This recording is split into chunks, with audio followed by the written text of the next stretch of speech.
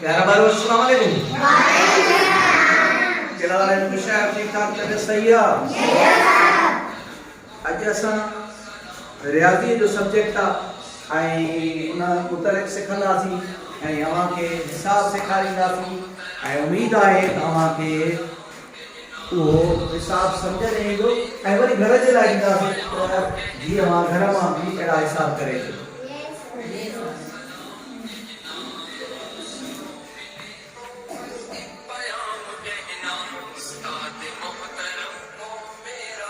हाँ असां वटि आमना मौजूद है। आमना आए दर्जो पढ़ींदा आहियो? शाबाश। 3 सॼा 8 भाङे 9 वटिया 1 सॼो 1 भाङे 9। सनम तव्हां ॿुधायो दी कहिड़ो दर्जो आहे? कहिड़ो अणपुर आहे? गॾियल अणपुर आहे। शाबाश गॾियल अणपुर आहे। वरी दर्जो पढ़ींदा आहियो? 3 सॼा 8 भाङे 9 वटिया 1 सॼो 1 भाङे 9। शाबाश ठीक ठीक ठीक। हाँ ही जो दर्जो आहे गॾियल अणपुर आहे असांखे शीबा ॿुधाए त हिनखे छा कंदासीं?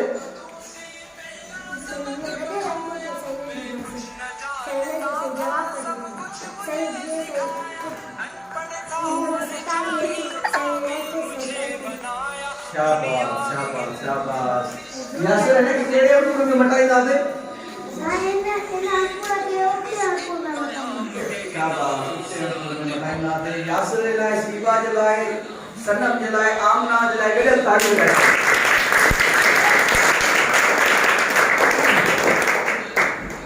हाणे प्यारा ॿारो सभ खां वधीक जो हिस्सो ईंदासीं 3 सॼा 8 भाङे 9 ठीक है बाबा वडिया 1 सॼो 1 भाङे 9 ठीक है।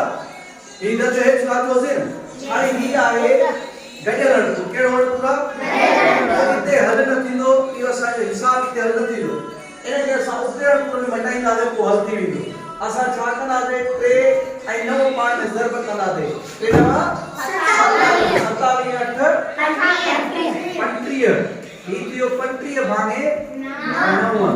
ही वटिया वरी ही बि अहिड़े नमूने सां ठाहींदासीं 1 ऐं 9 पाण ज़रब कंदासीं। 1 9 9 1 10 भाङे 9। हाणे तव्हां खे इहो ॿुधायो ही असां कीअं ठाहियासीं वरी असां तव्हांखे हेॾे ॿई दर्जा ठाहे ॾेखारींदासीं। हाणे 3 सॼा 8 भाङे 9 कहिड़े नमूने सां ठाहियासीं? असां हिन नमूने सां ठाहियासीं 3 ज़रबिया 9 प्लस घणो आहे 8 ठीक है बाबा। ही 35 भाङे जेको 9 असां दर्जो ठाहियो आहे तव्हांखे वरी असां हेॾे जो पासो मुकमल हल करे था ॾेखारियूं असां कीअं ठाहियोसीं कहिड़े नमूने सां ठाहियोसीं वज़ाहत सां मुकमल तव्हांखे सम्झायूं था। ही 3 ज़रबिया 9 लिखंदासीं ऐं प्लस 8 लिखंदासीं। हाणे पहिरियों कंदासीं ज़रब जो अमल। कहिड़ो अमल कंदासीं? 3 9 27 प्लस 8। हाणे 27 8 घणा थिया बाबा? 35 बराबर 35। ही 35 असांजो ठही वियो।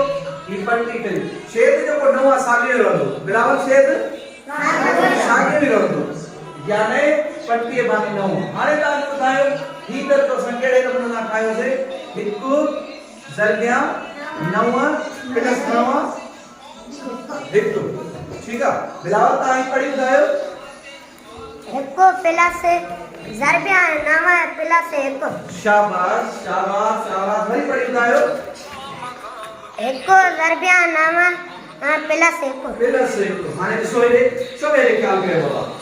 हाणे असां ही 1 सॼो 1 भाङे 9 खे कहिड़े नमूने सां 10 भाङे 9 ठाहियो आहे?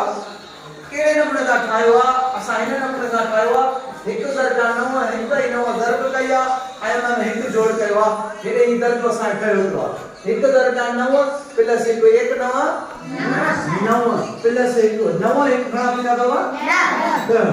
ही 10 भाङे 9 छेद जेको आहे साॻियो रहंदो छेद साॻियो रहंदो ठीक आहे। वसल छेद जो पासो कहिड़ो रहंदो? कहिड़ो छेद रहंदो? 9। हिन जो छेद घणो आहे? 9। हाणे छेद साॻियो ई हमेशह रहंदो आहे ठीक आहे बाबा। हाणे असांजो गॾियल अणपुर मां कहिड़ो अणपुर ठही वियो? चयो पढ़ी ॿुधायो हाणे घणो थियो अच्छा वरी पढ़ी ॿुधायो अच्छा हिन खे हाणे छा कंदासीं हिन खे ठाहींदासीं दर्जे खे अञा कीअं ठाहींदासीं आमना ॿुधायो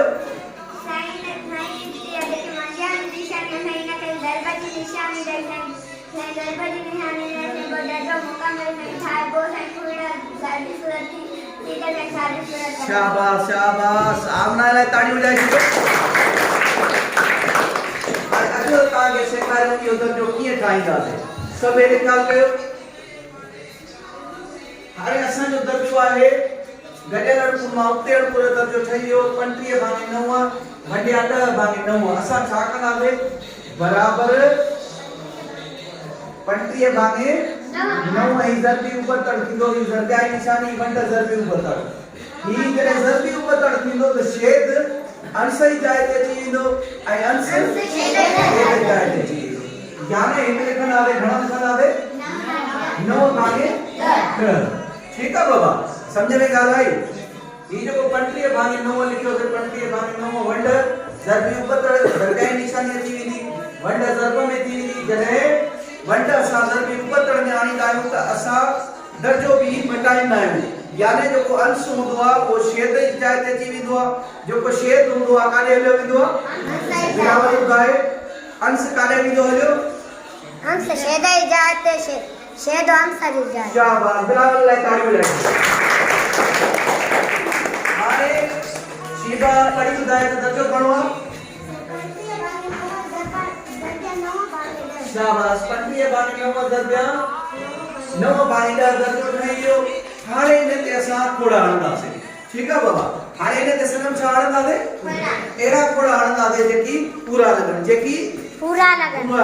ठीकु आहे अचो त हिन ते खोड़ हणो हाणे प्यारा ॿारो ॾिसो थोरो ध्यानु सां ॿुधजो ऐं हिसाब जेके हूंदा आहिनि हिकिड़ी रांदि हूंदी आहे हिसाब अहिड़ा ॾुखिया न हूंदा आहिनि रांदि जहिड़ी आहे थोरो पंहिंजे ज़हन खां कमु वठिणो आहे ऐं थोरो सोचणो आहे त को बि मसइलो न आहे उनजी वाट उनजो रस्तो सही नमूने सां वठिणो आहे हाणे असांजो दर्जो आहे 35/9 ज़रबिया 9/10 हाणे असां इन ते बि हिते जो हिते बि थोरा हणी सघूं था त बि सही आहे हिते थोरा हणंदासीं त बि सही आहे ग़लति न आहे पर जेकॾहिं असां हिन दर्जे खे अञा हिकु दफ़ो लाहींदासीं हेठि 35/9 ज़रबिया 9/10 त बि असांजो सही आहे असां हिते बि खोड़ हणी सघूं था पर लाहे दर्जो वरी हिन ते खोड़ हणंदासीं त बि बहितर आहे अचो त हिन ते खोड़ हणो 1/9 अहिड़ा खोड़ हणंदासीं जेके पूरा लॻनि हाणे ही असांजो दर्जो आहे हिन ते कहिड़े नमूने सां खोड़ हणंदासीं हाणे हिन ते पूरा खोड़ हणंदासीं 1/50 2/50 2/50 7/50 ठीकु आहे बाबा हाणे असांजा खोड़ा मुकमल लॻी विया हाणे जेके असांजा ही खोड़ा हयासीं उहे जेके अंदरि ठहिया पाण में वरी ज़रब कंदासीं हाणे असांजो थींदो 1/70 हेॾे 1/70 न बाबा हेॾे घणो आहे 1/70 1 7 70 ऐं ही घणो आहे असांजो 1 हाणे असांजो दर्जो जेको वरी असांजो ठहियो 7/2 घणो ठहियो प्यारा ॿारो वरी पढ़ी ॿुधायो घणो ठहियो 7/2 जेको दर्जो ठहियो इहो असांजो उतोड़ पूरा इहो कहिड़ो पूरा उतोड़ पूरा इहो कॾहिं जवाब न थींदो आहे हाणे असां इनखे असां ठाहींदासीं गॾियल अणपुर में आणींदासीं पोइ असांजो जवाब थींदो इन जो आसान ऐं सवलो तरीक़ो इहो आहे त सतनि खे असां वंड कंदासीं दिलि सां सतनि खे वंड कंदासीं अचो त कयो ही 7 ही वंडिया 2 1 2 अहिड़ो खोड़ो हणंदासीं जेको या त सतन ते पूरो लॻे या सतन खां वधे न 1 2 2 4 2 3 दफ़ा खोड़ो 3 2 6 4 को 8 वधी थो वञे न खोड़ो न हणंदासीं 3 2 6 हाणे सतन में 6% वाले घणो बचो 1 बचो सतन में 6% वाले घणो बचो बाबा हलाईंदा हलो घणो बचो 1 हाणे असां जवाब घणो थी वियो 3000 इहो असांजो आंसर थी वियो घणो जवाब थी वियो 3000 1/2 ही 3000 1/2 इहो असांजो जवाब थी वियो हिसाब समझ में आयो? ना आयो? सोलो होयो तो क्यों होयो? आसान तरीको होयो। वापस आसान तरीके ना खणी आया से। अच्छा बिलावल तो जवाब दिखायो चेक करायो खणी जो। जवाब ॾिसो घणो जवाब आहे? 3 सॼा 1 भाङे 2 3 सॼा 1 भाङे 1 भाङे 2 ठीक है बाबा। ये रियाज़ीअ में असां जवाब ॾिठो से असां जो जवाब सही आहे। घणो जवाब आहे वरी पढ़ी ॿुधायो? इंशाल्लाह वरी ये दफ़े अहिड़ो को हिसाब खणी ईंदासीं ऐं वरी तव्हांखे सेखारींदासीं तरीक़ो ऐं घर लाइ तव्हांखे हिसाब अहिड़ा ॾींदासीं। तव्हां गरम करे ईंदव? ठीकु आहे। हाणे ज़ोरदार ताड़ी बजाइजो।